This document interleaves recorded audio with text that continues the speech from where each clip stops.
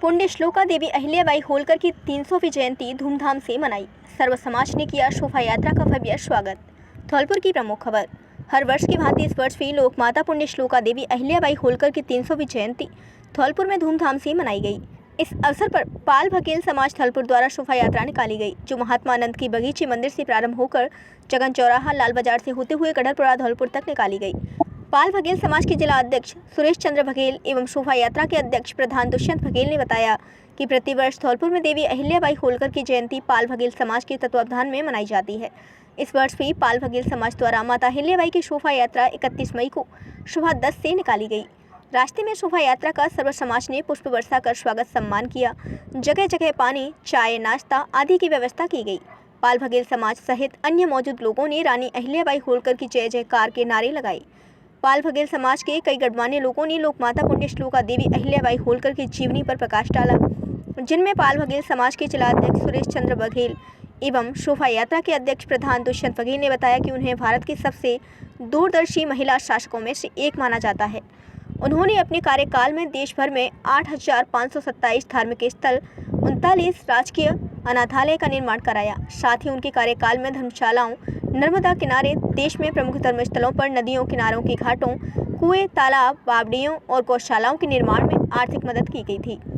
इस अवसर पर पाल भगेल समाज के गोकुल सिंह बघेल, सकतपुर गोपाल, अध्यापक महेश चंद बघेल, जगमोहन बघेल, बनवारी माहुरी, मनोज बघेल, मनमोहक परिचालक हरिप्रसाद नेताजी, विजय सिंह बघेल, पुष्पेंद्र बघेल, गणमान्य नागरिक, बच्चों एवं महिलाओं सहित अन्य ने शोभा यात्रा में भाग लिया। कार्यक्रम के अंत में पाल भगेल समाज की प्रतिभाओं एवं शोभा यात्रा में उत्कृष्ट भागीदारी करने वाले पाल भगेल समाज के वॉलेंटियर का सम्मान किया गया। धौलपुर से बीपीएन ब्यूरो के लिए पुष्पेंद्र बघेल की रिपोर्ट।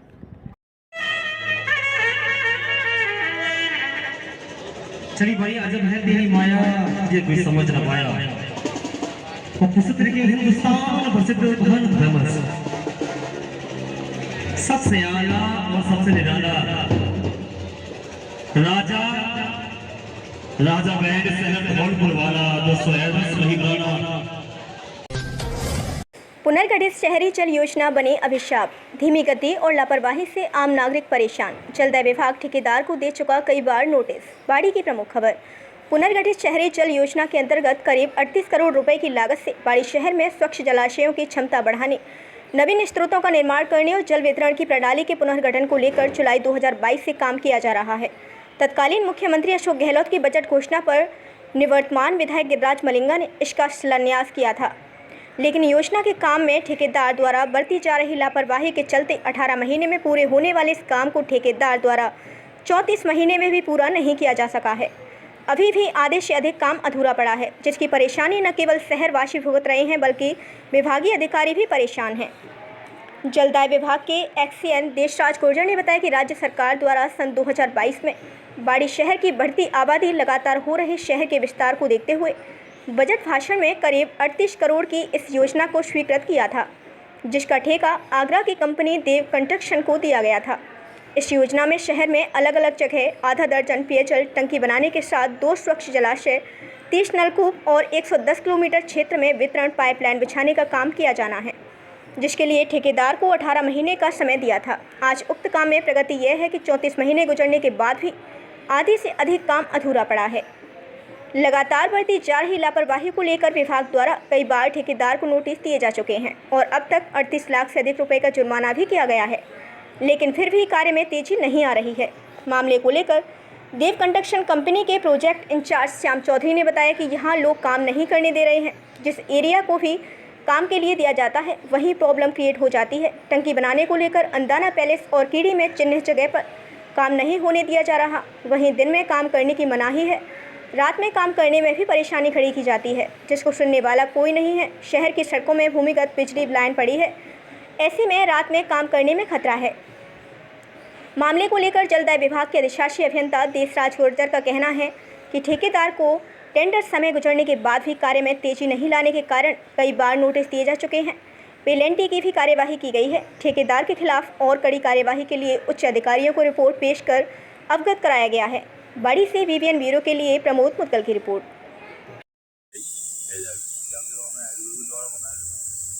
डिलीट करते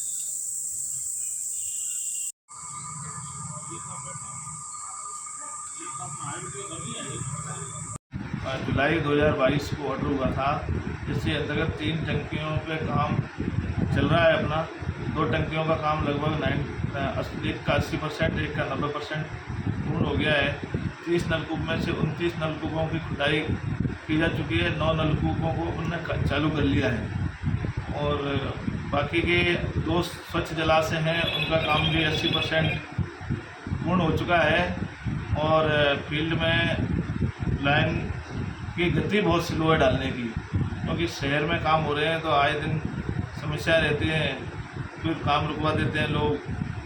और लगातार हम नोटिस दे रहे हैं। ठेकेदार पे हमने लगभग 38 लाख रुपए की शास्ति लगा दी है। देरी के लिए लगातार नोटिस दिए जा रहे हैं। पूर्ण प्रयास किए जा रहे हैं कि काम। हत्या के प्रकरण में आरोपी को आजीवन कारावास एवं 50,000 रुपये के अर्थदंड से भी किया दंडित। धौलपुर की प्रमुख खबर। एडीजे कोर्ट धौलपुर ने करीब 5 साल पुराने हत्या के एक प्रकरण में दोषी को आजीवन कारावास की सजा सुनाई है। साथ ही उसे 50,000 रुपये के अर्थदंड से भी दंडित किया है। मामला 27 जुलाई 2020 का है, जिसमें आरोपी अब जीवन के अंतिम क्षण तक आजीवन कारावास भुगतेगा। एडीजे कोर्ट धौलपुर के अपर लोक अभियोजक मुकेश शिकरवार ने बताया कि करीब 5 साल पुराने मामले में चुन्नाकापुरा थाना कोलारी निवासी रंजीत पुत्र रमेश चंद्र बैरागी को सजा हुई है। एबीपी मुकेश शिकरवार ने बताया कि 28 जुलाई 2020 को थाना कोलारी क्षेत्र के गांव नयापुरा निवासी विक्रम पुत्र कैलाश लोधा ने अपने भाई की हत्या को लेकर मुकदमा दर्ज कराया था, जिसमें उसने बताया कि 27 जुलाई की देर शाम वह वसई नवाब से अपने गांव लौट रहा था। तभी चुन्नाकापुरा और नयापुरा गांव के चौराहे पर उसने अपने भाई धर्मेंद्र को रंजीत के साथ बैठा देखा, जिसके बाद वह घर चला गया। जब 28 जुलाई की सुबह भाई धर्मेंद्र घर वापस नहीं आया तो उसे तलाशने निकल गया। इसी दौरान चुन्नाकापुरा और नयापुरा गांव के चौराहे के पास खेत में उसके भाई की बाइक और भाई धर्मेंद्र मृत अवस्था में पड़ा हुआ मिला। उसके बाद विक्रम लोधा ने अपने भाई की हत्या को लेकर नामजद मुकदमा दर्ज कराया, जिसमें आरोपी रंजीत के साथ सिंटू का भी हत्या में शामिल होने का आरोप लगाया। पुलिस ने मुकदमा दर्ज कर मामले में जांच अनुसंधान कर चालान पेश किया। उसी प्रकरण में एडीजे कोर्ट ने रंजीत बैरागी को दोषी माना। न्यायाधीश राकेश गोयल ने शनिवार 31 मई 2025 को फैसला सुनाते हुए आरोपी रंजीत को जीवन के अंतिम क्षण तक आजीवन कारावास भुगतने की सजा सुनाई है। इसके साथ ही आरोपी को 50,000 रुपये के अर्थदंड से भी दंडित किया गया है। धौलपुर से बीवीएन ब्यूरो के लिए हेमंत शिकरवार की रिपोर्ट। थाना कोलारी पर विक्रम कैलाशी द्वारा एक 2020 की जुलाई माह में एक रिपोर्ट दर्ज कराई थी कि मेरे भाई धर्मेंद्र की हत्या रंजीत के द्वारा की गई है, जिसमें सिंटू भी शामिल है। और इस पर पुलिस द्वारा अनुसंधान किया गया था। तो अनुसंधान के बाद में रंजीत के खिलाफ में चालान पेश किया गया। और रंजीत के खिलाफ न्यायालय श्रीमान एडीजे में ट्रायल की गई, जिसमें 20 गवाहों को न्यायालय द्वारा परीक्षण किया गया, जिसकी आज दिनांक 31/5/2025 को फैसला सुनाया गया। फैसला श्रीमान राकेश गोयल जी द्वारा सुनाया गया, जिसमें रंजीत को धारा 302 में दोषी मानते हुए आजीवन कारावास की सजा सुनाई। आजीवन कारावास से तात्पर्य है कि अभियुक्त जीवन के अंतिम क्षण तक कारावास भुगतेगा और 50,000 रुपये का जुर्माना किया गया। आंगनवाड़ी केंद्र और मनरेगा कार्य का किया निरीक्षण, जहां कम मिले कार्मिक। बाड़ी की प्रमुख खबर। तहसीलदार उत्तमचंद बंसल ने आंगनवाड़ी केंद्र नेवरीपुरा ग्राम पंचायत बहादुरपुर ब्लॉक बाड़ी की जांच की। कुल 7 बच्चे मिले, 37 में से कार्यकर्ता एवं सहायिका उपस्थित मिली। आंगनवाड़ी निरीक्षण के बाद 10 बजे ग्राम बिचौली के विद्यालय के खेल मैदान के समतली कार्य हेतु चल रही मनरेगा कार्य का निरीक्षण किया। मौके पर 54 की मस्टोल में से 45 श्रमिक की उपस्थिति थी। उसमें से 43 श्रमिक कार्य करते हुए मिले। मस्टोल का आज अंतिम दिन था, परंतु टास्क पूर्ण नहीं पाया गया। हल्का पटवारी देवेंद्र साथ थे। मनरेगा का निरीक्षण करने वाले तहसीलदार उत्तमचंद बंसल ने बताया कि दिनांक 16 मई 2025 से मस्टोल शुरू की गई थी, जिस पर 2 निरीक्षण हो रहे थे। मौके पर छाया के लिए साधन था, पर लगाया नहीं था, तो मौके पर ही उसे लगवाया गया। पानी की उचित व्यवस्था पाई गई। श्रमिकों में अधिकांश महिलाएं थीं जो कार्य करती पाई गईं, परंतु जो पुरुष थे वो हाजिरी ली गई तब आए। केवल एक पुरुष के अलावा कोई पुरुष कार्य नहीं करता पाया है। मेट को मौके पर मस्टोल में अंकित सभी पुरुष श्रमिक को कार्य पर लगाने का निर्देश दिया गया। पेंशनर समाज जिला कार्यकारिणी की बैठक आयोजित। धौलपुर की प्रमुख खबर। 31 मई को पेंशनर समाज धौलपुर जिला कार्यकारिणी की बैठक महाराणा स्कूल के विवेकानंद हॉल में आयोजित की गई। बैठक की अध्यक्षता पेंशनर समाज के जिला अध्यक्ष विशंबर दयाल शर्मा ने की तथा एयू बैंक के महाप्रबंधक लोकेंद्र कुमार, उपकोषाधिकारी राकेश गर्ग, पेंशनर समाज के जिला उपाध्यक्ष प्रभाकर दीक्षित, तारा सिंह बघेल मंचासीन अतिथि के रूप में उपस्थित रहे। मीडिया प्रभारी सुरेश गोस्वामी ने बताया कि बैठक में जिला मंत्री अनवार अहमद ने 28 मार्च को आयोजित जिला स्तरीय सम्मेलन का आय एवं व्यय का ब्यौरा प्रस्तुत किया, जिसका उपस्थित सदस्यों ने अनुमोदन किया। जिले के दूर दराज क्षेत्र से आए अनेक पेंशनरों ने अपनी अपनी पेंशन संबंधी समस्याओं को लिखित में प्रस्तुत किया, जिस पर उपकोषाधिकारी राकेश गर्ग द्वारा इन समस्याओं के शीघ्र समाधान करवाने का आश्वासन दिया गया। एयू बैंक के महाप्रबंधक लोकेंद्र कुमार द्वारा बैंक में वरिष्ठ जनों को मिलने वाली सुविधा, लाभों एवं बैंक संबंधित अन्य जानकारियां दी। जिला अध्यक्ष विशंबर दयाल शर्मा ने पेंशनर समाज के कोष से 1 लाख रुपए की एफडी कराने का सुझाव दिया, जिसके लिए उपस्थित सभी सदस्यों ने अपनी स्वीकृति प्रदान की। साथ ही उन्होंने प्रदेश के जयपुर स्थित पेंशनर भवन में DS नकारा की प्रतिमा स्थापित करवाने के लिए जिला धौलपुर से राशि एकत्रित कर जयपुर भेजने के लिए सभी उपशाखाओं के अध्यक्ष व मंत्रियों के लिए लक्ष्य निर्धारित किए। जिला कोष कार्यालय में पेंशनरों के बैठने के लिए पेंशनर्स कक्ष सुविधा युक्त बनाने के लिए धौलपुर विधायक शोभा रानी कुशवाहा द्वारा 4 लाख रुपए उपलब्ध करवाने के लिए उनको धन्यवाद ज्ञापित किया।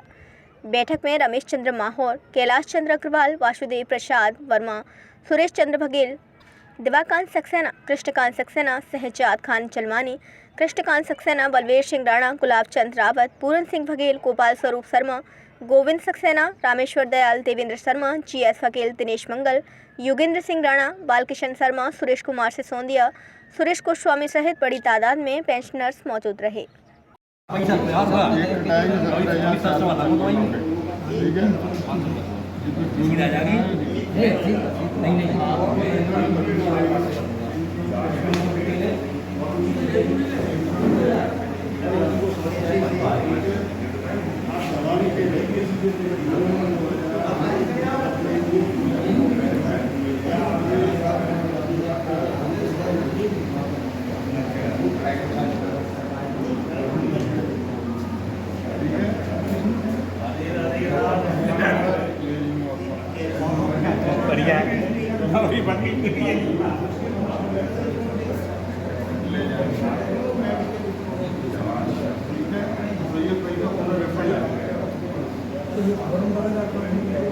फॉर्म सीए के पास मिलेगा। सीए जो रिटर्न का काम करते हैं बैंक नीचे। स्पर्श करने वाले की मनोस्थिति को पहचाने दीप्ति हंस निःशुल्क आत्मरक्षा प्रशिक्षण शिविर का आयोजन। धौलपुर की प्रमुख खबर। टाइगर मार्शल आर्ट संस्थान द्वारा स्वर्गीय माता प्रसाद शर्मा टाइगर की स्मृति में 21 दिवसीय निःशुल्क बालिका आत्मरक्षा प्रशिक्षण शिविर का आयोजन इन्फेंट विद्यालय में किया जा रहा है। शिविर में भाग लेने वाले बच्चों को गुड टच और बैड टच के बारे में जानकारी दी गई। इस अवसर पर मुख्य वक्ता के रूप में शिक्षाविद दीप्ति हंस ने विद्यार्थियों को बताया कि हमें स्पर्श करने वाले की मनोस्थिति को पहचानने की आवश्यकता है। उन्होंने कहा कि यदि आपको कोई गलत इरादे से टच करता है तो इसकी सूचना तुरंत अपने माता पिता को देनी चाहिए। उन्होंने कहा कि टच करने वालों को नो कहना चाहिए। उन्होंने बताया कि गुड टच वह होता है जिसमें प्रेम और अपनेपन की अनुभूति होती है, जबकि बैड टच गलत इरादे से किया जाता है, इसीलिए बैड टच का विरोध करना चाहिए। इस अवसर पर उन्होंने बच्चों से कहा कि वह मोबाइल से दूरी बनाएं और फास्ट फूड का त्याग करें। इस अवसर पर टाइगर मार्शल आर्ट संस्थान के सचिव विक्रांत मुदगल ने मुख्य वक्ता का स्वागत किया।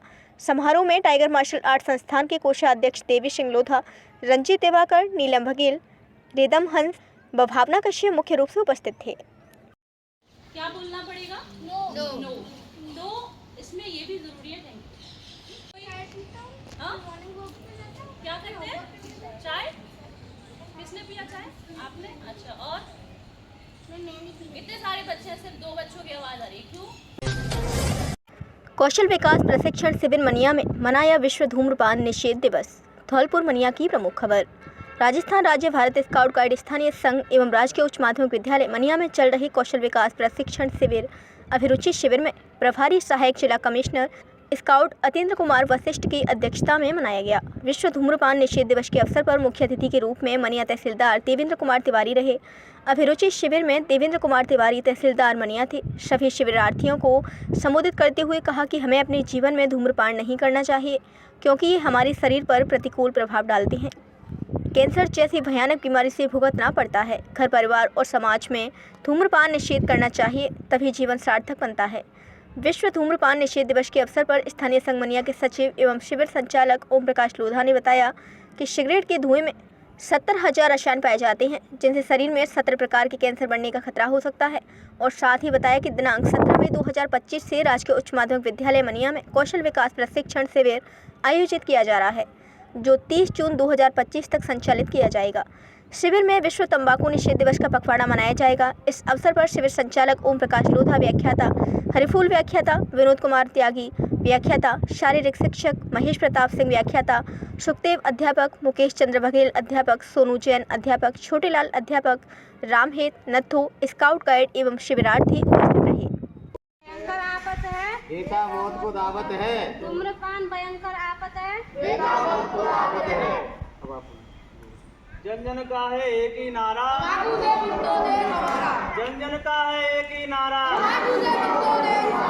जन जन का है एक ही नारा, स्काउट गाइड ने ठाना है, स्काउट गाइड ने ठाना है, स्काउट गाइड ने ठाना है। हमारी वीडियो पसंद आई हो तो लाइक, कमेंट और शेयर करें, और ऐसी ही वीडियोस को देखने के लिए आप हमारे YouTube चैनल BBN भव्य वसुंधरा न्यूज को सब्सक्राइब कर बेल आइकन को प्रेस करें।